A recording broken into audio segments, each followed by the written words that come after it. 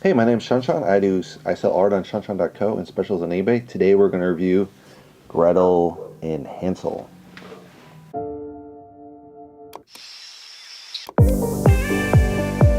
So this is a story obviously based off Hansel and Gretel, the famous Grimm's fairy tale from I think Germany, maybe Northern Europe.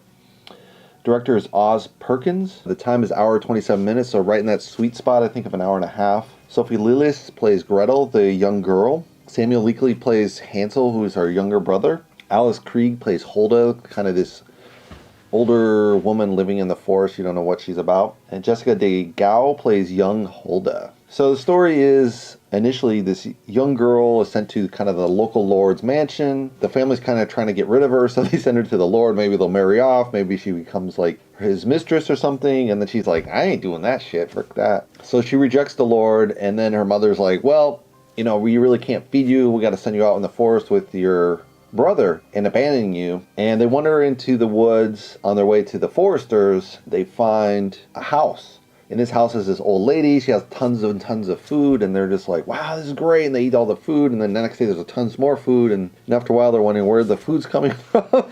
And so there's this evilness behind the scenes that kind of slowly unravels and becomes the classical Hansel and Gretel's tale in a way. So one of the cool things I think they did was they shot this forest from really a low angle, quite a low angle, and the trees kind of angle up at this really stark. They don't go straight up; they go more to angle.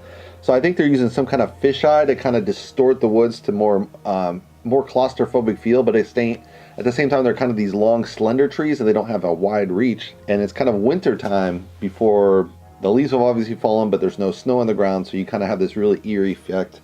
They're obviously using kind of some fog machines or something, but it looks very misty. So maybe they actually timed it with the mist, or maybe they created their own mist, but it's a really good feel of the forest. As well as you have kind of these creepy figures wandering around the forest, and you're like, oh, they're going to eat the kids? Who are these people, you know? And they're told by this one guy, they meet this guy that helps them out, and he's like, hey, you got to make your way to the foresters and don't stray from the path, because there's wolves in the forest, and they'll eat you and try to seduce you. And they're like, oh, what's this, you know? How do wolves talk to kids, right? But that's kind of fits in the story of a fairy tale. Obviously, if you've read the original, I've read the original quite a few times. You know, it's quite a short story, so they need to kind of expand the story. So there's a layer of Satanism, witchcraft, laid on top of the Grimm's fairy tale. In the book, it's really just the kids wander into the forest. They're starving. There's this old lady who has all this food, offers some food. They bring him in, and then she tries to cook him, and then they kind of fool her, and then we're able to escape, basically. And so that's really a short chapter, maybe I want to say it's 10 pages, I don't know. I mean, that's pretty good for a script because it's not too big, so they can really use almost everything in that story, right? But they need to kind of build it out, modernize the story a little bit. So they add kind of this Satanism, witchcraft. You know, the old woman has special powers and stuff, so it gives it more of a feel, more modern tale, I think, that people would identify more. One of the weird things in the story is, you know, they run into this black guy in the forest, and he lives on his own.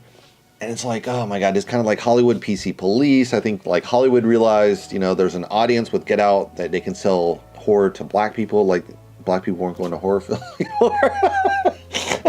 And so they're like, yeah, we'll throw in a token black guy, and then now we got, you know, more of an audience.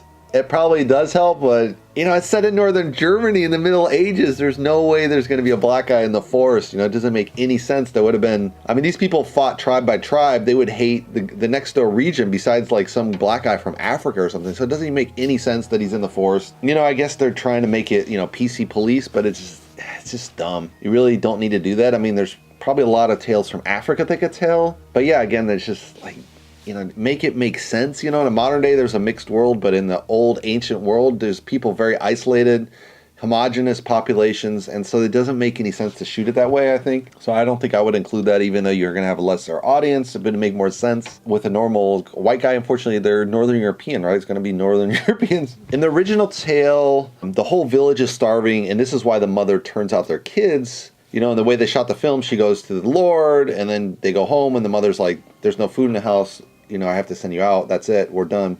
But I think what they could have done is done an establishing shot of the village for maybe just 1 minute film probably, and show like as she's walking back from the Lord's house that people are kind of dying on the road. And they just have to shoot up a village scene, right? Get 50, 100 extras, build a small village. Maybe you could reuse the village from the movie The Village. I don't know.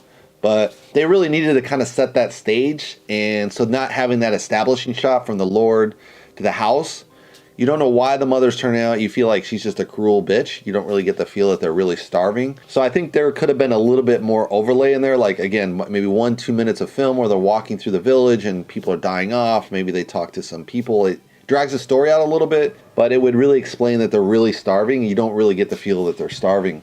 One of the great things about the film is the symbolism of the house.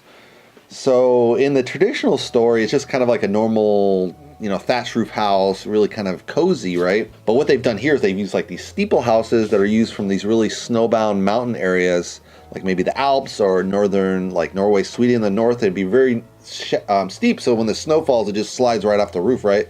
So it's this really extreme steeple look, so it gives it kind of that really like creepy sense, like what is this? I think they missed a little bit of opportunity of, again, not showing the village. They could have shown village in a normal thatch roof kind of cute houses, and then go to this and have this really extreme version. It would have been like, ooh, what the hell is this? I mean, you get that feel anyway because it's a really creepy house.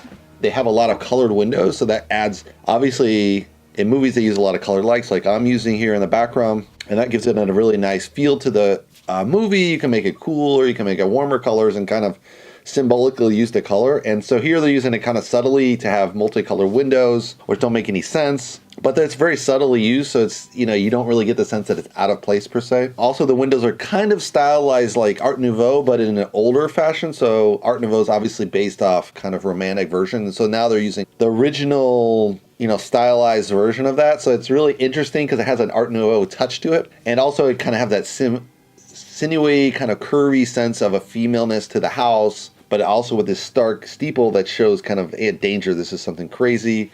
In the same house, the windows are thing, and then she has this enormous spreads of food, and you're like, how the hell did she get all this food? And the girl even figure the boy doesn't really care. He's like 8 or something, so he's like, there's food. Who cares how he got here? But the girl is just like, man, there's like tons and tons and tons of food everywhere. And she's like, there's no cattle, there's no farm, there's no way she's getting this food. Where does the food come from? So that has this really kind of creepy build on the story, which I don't think you really got across in the original fairy tale, that you would think like, why does the witch have so much food, right? One of the really weird things I thought about the film was they reversed the title from Hansel and Gretel to Gretel and Hansel, Hansel. So they just reversed the words, which, maybe smart, I guess, from a marketing standpoint, because there starts a little bit of controversy. Why would you reverse the classical name? Everyone knows Hansel and Gretel, at least if you've read anything as a kid. So, yeah, it kind of has a symbolic darkness to it. You're like, oh, they're going to flip the plot. The characters are going to be reversed or something. The characters aren't reversed. It's very true to the original story in a sense, with a little bit of enhancement of witchcraft and Satanism. So it's basically the original story with a little bit modernization. So yeah, I guess it's just like a marketing ploy. I don't know. I guess that works from a marketing sense. One of the cool elements, I think, to really add on that really slim book version where it's just like a few pages and they have to build it into a true script, is they build kind of a nice backstory to the witch. Like, there's this little girl, she has special powers, ends up killing her father, some village kids, and so the village expels her to the forest. And that's the story. Later, there's a twist where it turns out to be a little bit more than that. So I think that's a really cool backstory to why the witch is the way she is, why she's living in the forest. And so they have all that symbolism. I kind of wish that the girl had turned out to be the witch in a way, but, they kind of twisted up in a different way. But, I wish they kind of had her trapped in the basement or something. Would have been kind of a cooler aspect, maybe. One of the eye-opening things I think about this movie is I've always seen, witches in stories, and I know they're from their mythology, and you're like, man, it's such a bad portrayal of women in the past. They're either witches or they're kind of nuns. There's no other really choice, or they're married off and produce kids. So there's these 3 choices for women in traditional fairy tales. But then a guy's is not much different. I mean, you have them as warlords, knights, or maybe peasants. So you have kind of these 3 roles as well. So there's a lot of symbolic uses of this, and traditional societies, they kind of live like that. So I got the feel of kind of this story is the tale of cannibalism in a way. And before the Middle Ages, before the Romans and, kind of a bigger civilization, when it was really tribal, there was cannibalization in Europe. And so this is kind of a throwback to like, hey, if you're totally desperate living in the woods, how would you survive? Maybe you'd be eating kids. There's also the sense that, how would this woman survive on her own? Obviously, she has to feed off some food source. So picking off kids that wander into the forest totally makes sense. The fact that the village doesn't find out and go after the witch you know, that's kind of a loophole I think they left out. Like, a village would get pretty pissed if their kids are disappearing on a regular basis, right? Because everyone would know everyone, so it would be a little strange if they disappeared. They would do an all-out hunt. So that's kind of a little bit missing piece. You don't think about it, but, you know, as a storyteller, I'm thinking about it. But yeah, it kind of opened my eyes to the sense of women being psychopaths, sociopaths, and that's why they're witches per se. They're not necessarily maybe the most gifted tongue in the village. Maybe I traditionally saw them as like they were just smart women that didn't get married off, and then people banished them because they were smarter than probably the Lord, right? And the Lord was like, screw this woman, I don't want to marry her, but she's a smart ass, so I'll get rid of her, right? And burn her at the stake. That's kind of historically what did happen. But in this way, it's kind of, you're seeing it as like, hey, maybe women can be psychopaths, they eat kids. And so it has this really dark sense, which I always liked about the Grimm's fairy tale, because they were so hardcore. And you're like, man, you're reading this shit to kids?